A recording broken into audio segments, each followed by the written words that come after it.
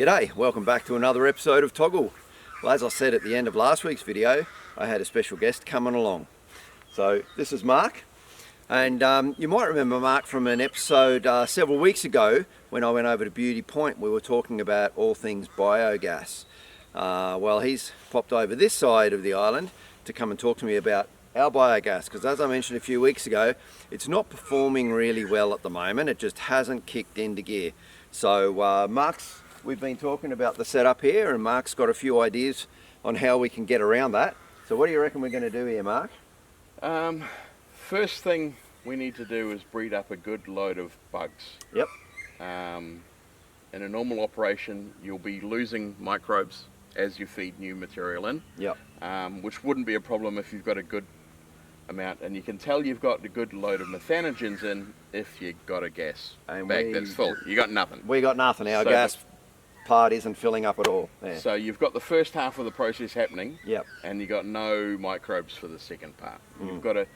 You've got to leave it sitting to breed up all of the complementary populations. There's not one kind of bug. There's multiple interreacting families of bugs that all do a different job, and each one consumes as a food stock the waste product of the other ones, and it's a very complicated process. But you need to make them happy. One of the things that doesn't make them happy is the first half of the process is very acidic, and the methanogens, which is the second half of the process, don't like acid too much. Mm. So you've got to let it sit for a while, let the acid levels go, and the methanogens can slowly start building up. Yep. And once they're up to a good level and you're breeding some stuff, then you can start feeding it through. So we've got to divert some of this flow. So we've got to stop feeding it, divert some of this flow. At the moment, the plan is maybe an IBC somewhere in there. Yeah, well, I reckon we can carve out a pad right here to put an IBC down. And I'd already built in an access point just over here. Yeah. And that was so that if I needed to get into the pipe, I could clear it if I got a blockage. Well, this is perfect because we can divert off that straight into an IBC. That'll stop the flow into the biogas bladder and let it start to settle down. Yeah. So maybe get an IBC. Yeah. We talked about I'll send you the video for the Solar Cities digester, cool. IBC digester. And I'll put that, is that online? Yeah, it's on YouTube. I'll put a link in the description, so if anyone's interested in looking at that as well, you can see that. So basically divert to that for a while, half fill it, we discussed maybe half fill it with cow poo to get it going. Plenty of cow poo on the other side of that fence. Plenty of methanogens there. Yep. So we want to get that in. Maybe a solar powered pump to then pump it over to that. Yep. From here, something to plan out. Yeah. But for a while, just start filling this instead of filling that. Yep. And let the methanogens come up. Yeah. You're also going to have an issue because I just went over and felt it. Yeah. And not warm enough. It's not warm enough at all. It's like 15 degrees. Yeah. So one of my earlier plans was to build like a little polytunnel over it. Yeah. Of clear plastic to help bring that temperature up. A lot. Yeah. But more than that, if we can start getting waste energy from this, so excess energy from this, start generating heat or hot water, maybe in another little tank. I know these are 5,000 litre tanks that are only about yay round, but they're similar height. Yep. So something that just uses DC power to heat water. Yeah. So that creates a load whenever the batteries are charged. Yeah. Just start loading over to that, and then maybe have some. We could puzzle out some sort of thermostat thing. So whenever this gets below a certain temperature, it pulls heat from the top of that tank. Because that's too cool. Because when I put that in, I laid all that pipe underneath it as like a radiator, so that in the future we could do that. We could have some warm it from the bottom up. Yeah. You want to be at least staying in your mid-20s. Yeah. For psychrophilic or cryophilic bugs, that's the cold ones. Yep. Ideally, you want a mesophilic range of microbes. Yep. And they like 38 degrees Celsius. Right, so really warm. So that's this warm. Yeah. And so it's they operate at a much greater rate. Yep. So they will process material faster. And at the moment, you're already putting material in too quickly for the level of bugs that are in there. So there's two factors: too much material going in for the population of bugs. But even once you've got a population up, Yep. it may be too cool Not warm enough for yeah. them to keep their population up and keep feeding. Yep. So we want to add heat, and we've already got the pipe for that. So We do. So we've got all of the basics there. Yes. You know, IBC is easy enough to grab. I've already got a way to divert across. Yep.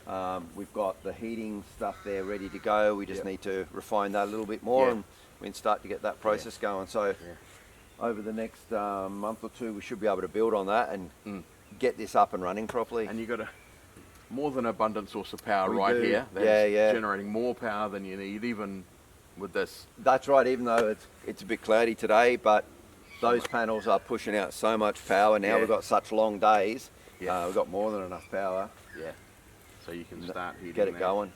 And yeah, so I'm thinking if you get like one of those 5,000 litre tanks, but yay big, so smaller footprint, and have a pipe, like a poly pipe, running in the bottom of it, Yep. and multiple heat sources maybe. Mm. So when this has got excess power, when this is generating gas and it's got more than you want, or have your old natural gas, Yeah. hook natural that gas hot up, water system, and if yeah. we clean the biogas, we can run that through the natural gas system that Yeah. you've still got.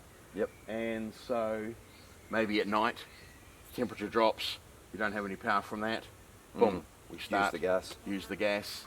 because once it's going properly, you'll probably have more gas than you know what to do with. Correct, yeah. Again. And then we'll look at being able to actually compress it and bottle it too. Yeah, Yeah. yeah. And we can do multiple stages of that. I think Yeah. you can get natural gas is usually stored at like 2,800 psi. LPG is about 150. Yeah, big difference. So first stage LPG, might try one of those refrigeration. Use an old Yep. fridge unit. Yep. And Fridge play compressor. with that. Yep. Again, as long as we clean the biogas first, we do not want any hydrogen sulfide and water vapor getting in there. No, it would just erode it, wouldn't They it? will become sulfuric acid. Yeah. Yeah, and you're getting the hydrogen sulfide smell Yep. if you're too close to that That's at the right. moment, and you shouldn't be getting that at all. Yeah. That indicates it's not happy. Yep. So if we clean it properly, and there are real interesting DIY ways to clean it very, very thoroughly. Yeah. Ash is an interesting one to maybe even get the CO2 out of it. Yeah. So we can play with Look some at that ideas too. there. And yes, so maybe one thing that'll get it up to our old LPG bottles, and we can pump it up to that level. Yep. And then in other situations, you've got more power than you need for that. This is warm. Well, how about we upgrade it from that to we find a natural gas bottle. Yep. Yep. And put it into that. get another gas pump. Yep. That'll go up to like 2,800 psi. Yeah, and handle that. And handle that, and that'll generate some excess heat. Yeah. You're compressing it to that, you get excess heat. So Yeah. Interesting. lots of really Cool. cool things we can add to, but first Yeah, we're yeah. going to make that happy. First stage, First first thing stage. first. Yeah, get that running Yeah, happy. and so- adding a stage that is in front of that in the stream Yeah. will enable that to breed up a good load of methanogens. Cool. Alrighty. Yeah. So I need to get my chicken coop built this weekend, and then we'll get started on that. So Yes. Yeah. So Yeah. That'll be the next and priority start once planning that's out sorted. some way to use your DC power to get heat. Yeah. Yeah.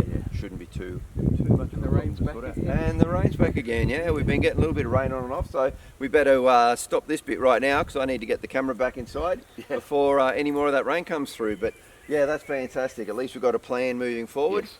So I really appreciate that. That's cool. So many possibilities. Yeah. Excellent. Alrighty. Cool.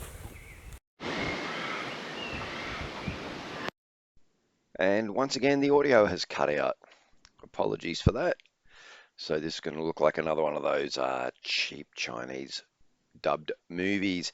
Anyway, I was just saying it was a really interesting chat there with Mark. I'm glad that he came up.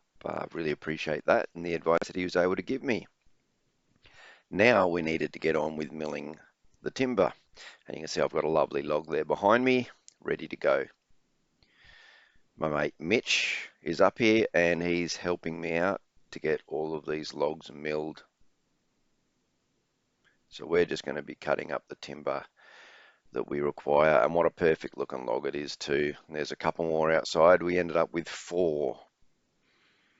These logs are all just over 2 meters, And this is left over from the big tree that came down where we took the beam out for my mate Pete's garage several weeks ago. So that one tree that came down in the storm has been very useful.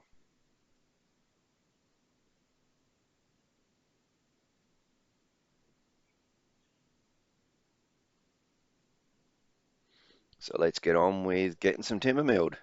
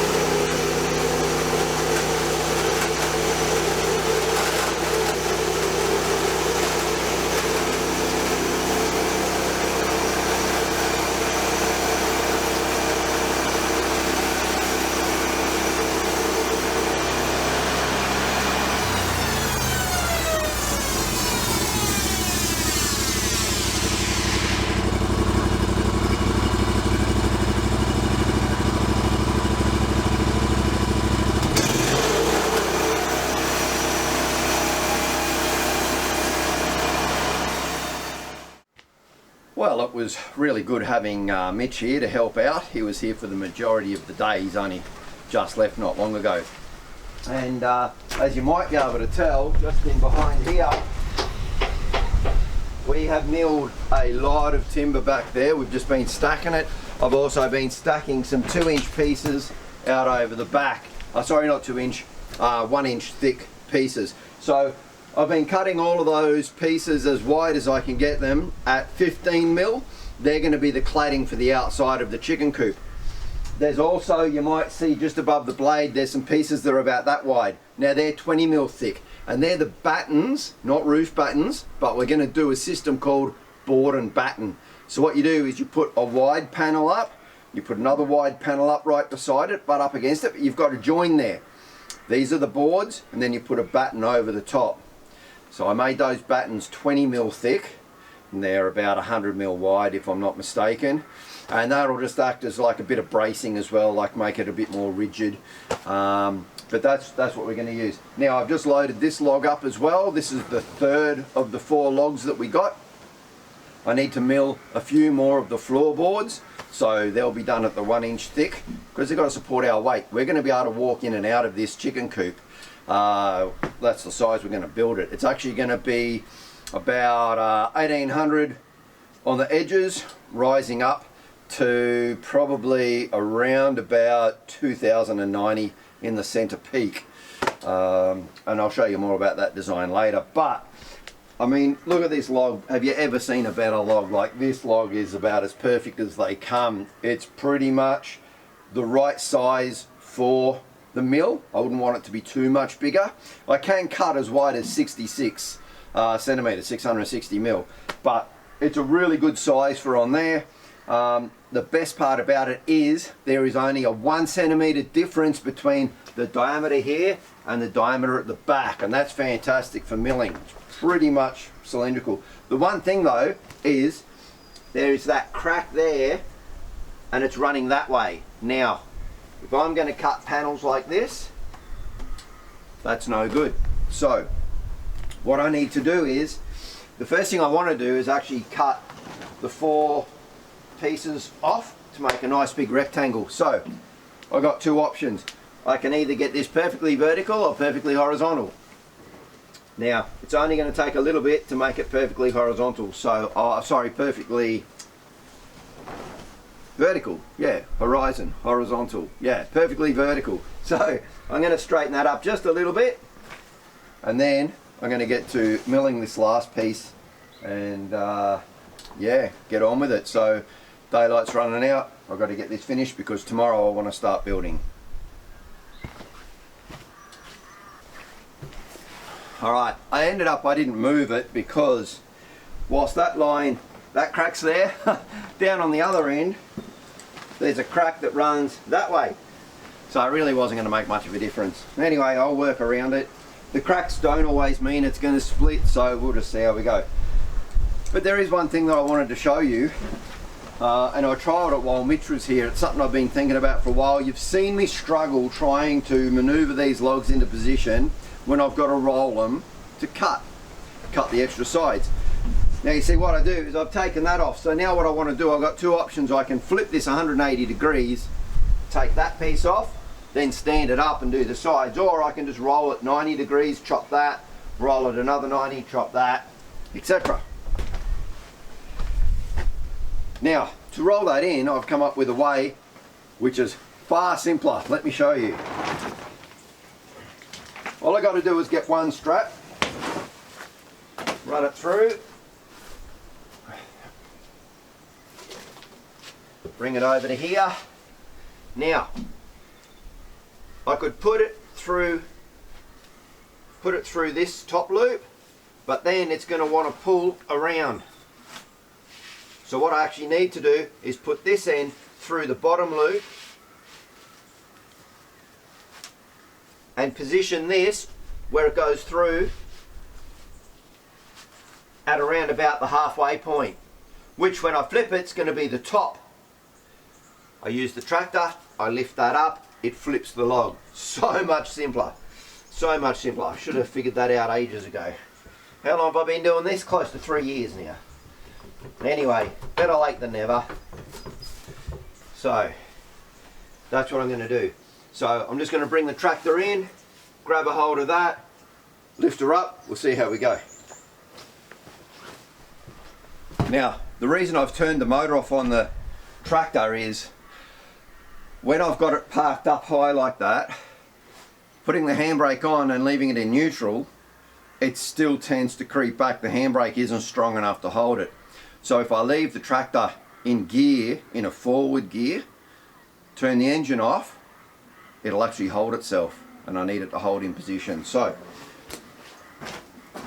I need to move this strap up just a little bit more as well, because I want it to be fairly central, which would be about there.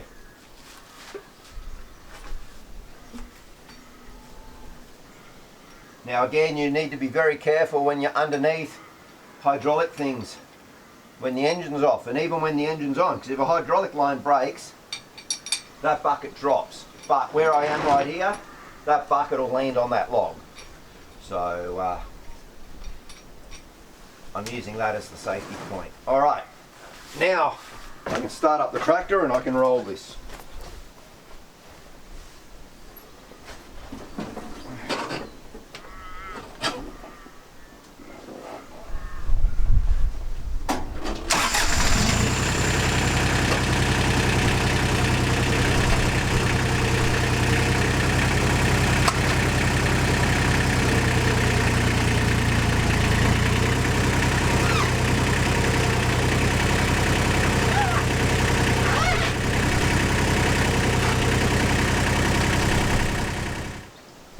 Okay, so there we go, it's in place without busting a gut. So what I did, as I've said, I've pulled it up and twisted it, like rolled it. Then I just drove back until I got this perfectly vertical up against the stays that are there. Once it was in place, come around, use the brace, pin it in position, then I can lower the bucket a bit, take the straps off. Now I can cut the next piece off. I should have figured that out a long time ago.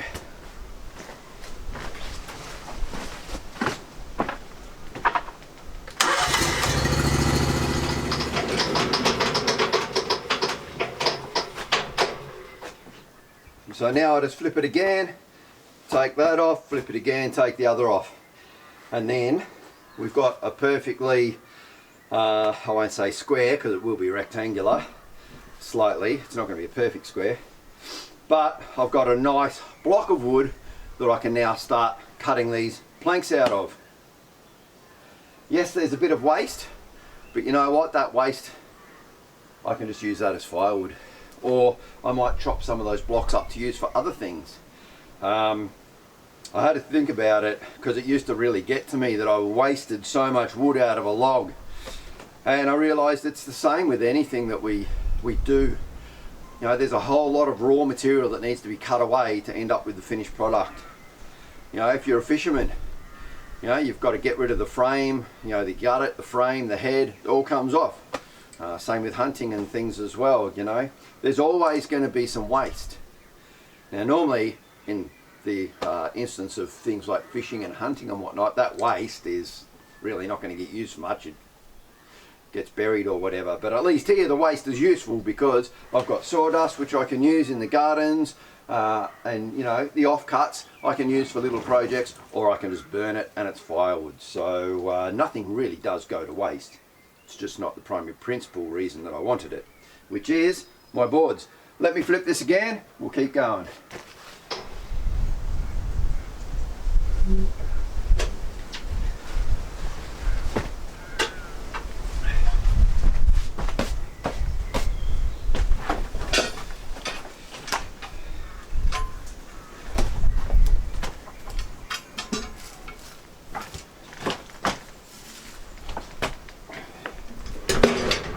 I've got to do some exercise, can't do it all the easy way.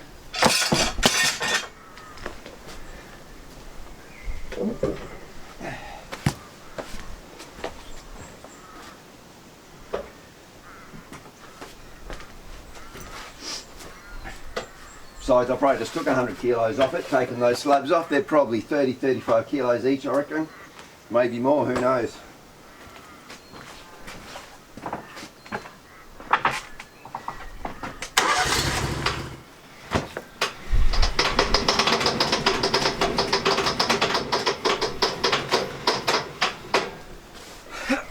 Alright, and now we've got the product ready to go so that I can start cutting the planks.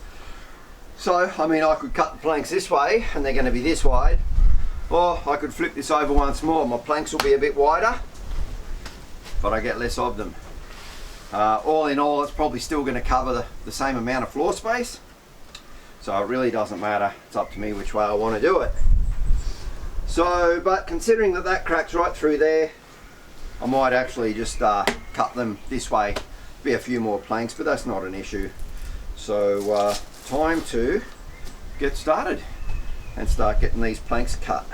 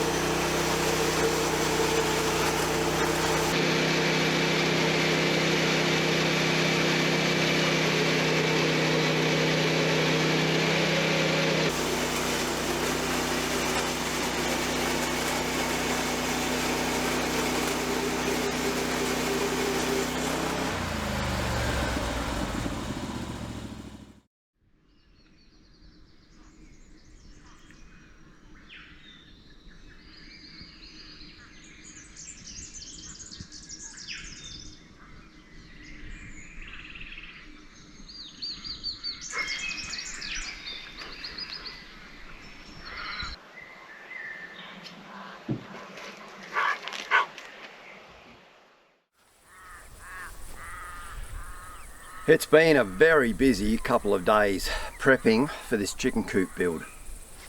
Here's all of the timber that Mitch helped me cut up, plus I did a bit more after he left. And over the back here we've also got a pile of logs. Now those logs are going to be the base stumps. Now they are myrtle. For those of you that might recall, we had to fell a dead myrtle tree down near the timber mill some time ago. That was around the start of this year. So put some of that to good use and cut those. Now I'm not going to worry about treating them. They're only going to be in the ground 12, maybe 18 months, because by that point hopefully we'll be down the bottom in our other home and we're going to move the chicken coop down. For that reason as well, I'm going to build the coop in pieces. So I'll build the floor as one piece, and then each wall I'll build as a separate piece before actually bringing it together and screwing it together. That way it'll make it easier to pull it apart and move it down the bottom later on when we do end up living down there. Remember, this home here was just temporary until we can get down there. So the first thing I've got to do though is I need to put the back fence in. So the fence just over there, that's a boundary fence. We own what's on the other side as well, of course, but it was just to fence the paddock off so that any livestock that were in here wouldn't go into the scrub. And that was here before we bought the place and moved in. But we are going to put a fence around the house here, and that post right down the bottom there, that's actually the corner.